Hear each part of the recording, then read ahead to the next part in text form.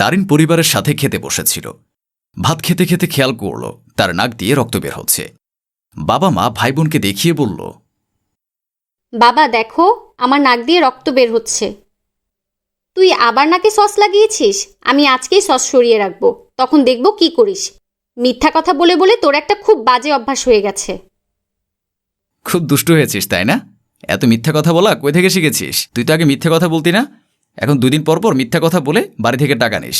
এত টাকা নিয়ে কি করিস? ভাইয়া বিশ্বাস করো, আমি সত্যি কথা বলছি। আমি এবার মিথ্যা কথা বলছি না।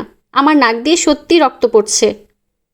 তোর গল্পটা রাখালের মতো হয়ে গেছে, বুঝেছিস? তুই সবসময় বাসায় বলিস আমি অসুস্থ, আমি অসুস্থ।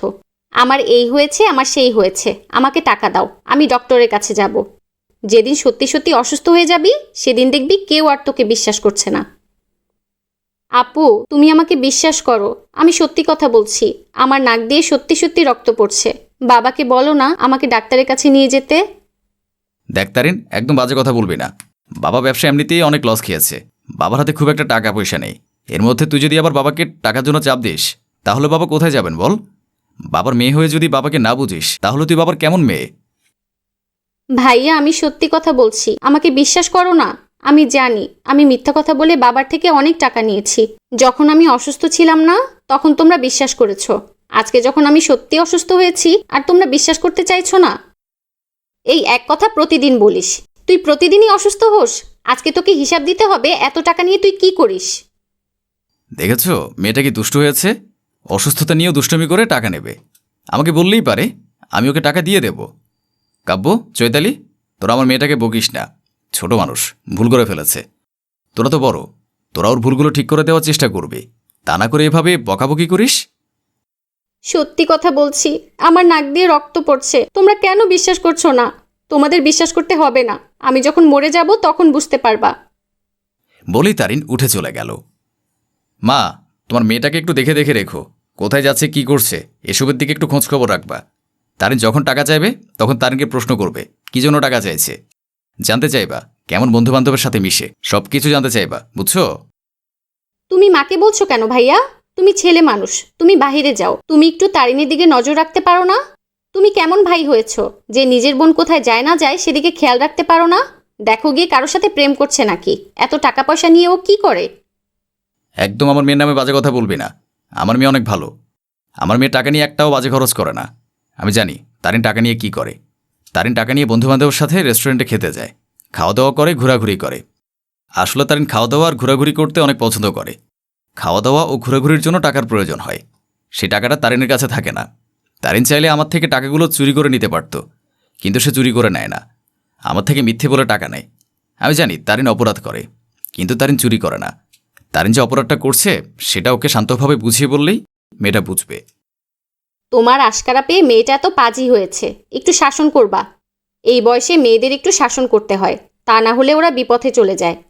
তারিন ঘোরাফেরা খাওয়া দাওয়া করতে পছন্দ করে, বেশ তো ভালো কথা।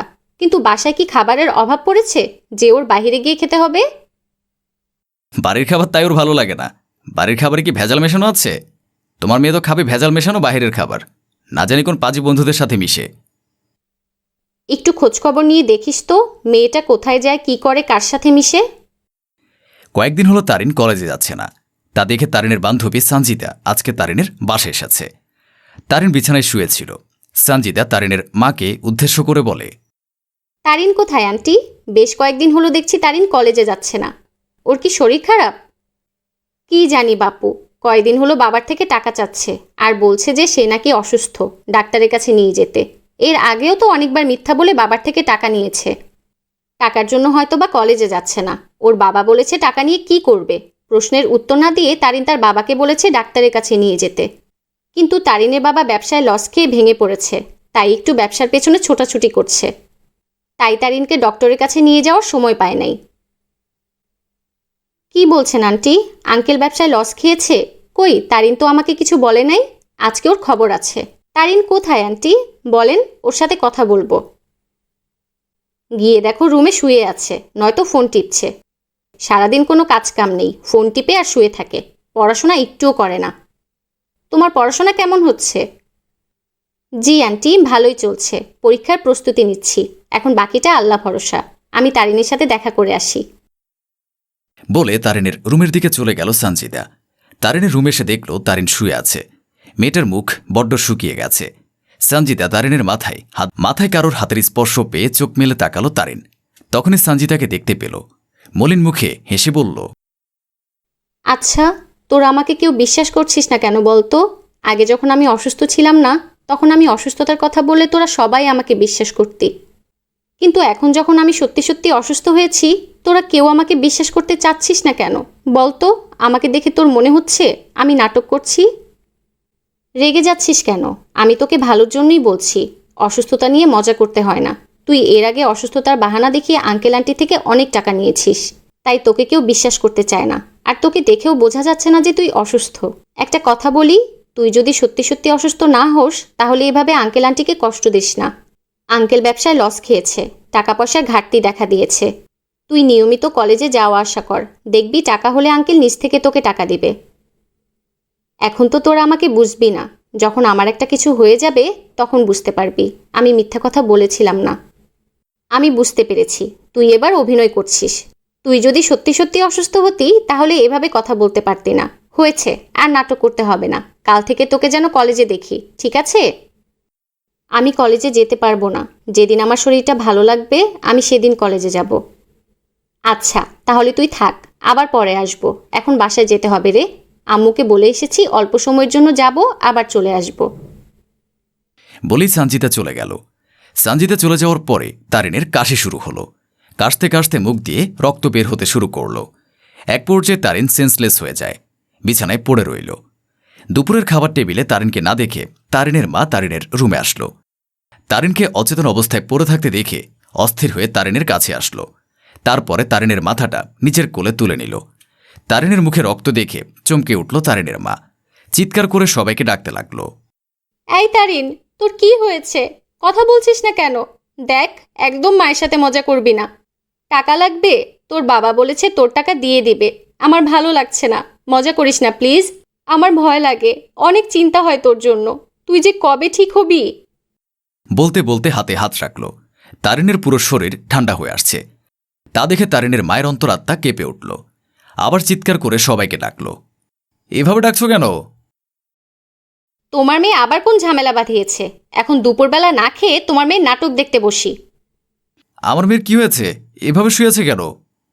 দেখো না, তারিন কথা বলছে না, মুখ দিয়ে রক্ত বের হয়েছে, হাত পা কেমন জানি ঠান্ডা হয়ে আসছে। আমার খুব ভয় লাগছে। একটু এদিকে আসো, দেখো না। তারিনের বাবা কাপা কাপা হাতে মেয়েকে দেখল।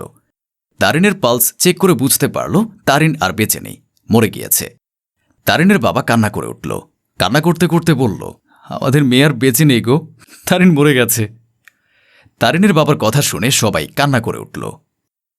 আমার মেয়েটা বারবার করে বলেছিল সে অসুস্থ, আমরা তাকে গুরুত্ব দেই নাই। আমরা যদি তাকে গুরুত্ব দিতাম, তাহলে আমার মেয়েটা এভাবে মরে যেত না। সব কিছু আমাদের ভুলের জন্য হয়েছে। আমাদের কি দোষ ছিল মা? তোমার মেয়ে প্রায় আমাদের থেকে মিথ্যা কথা বলে টাকা নিত।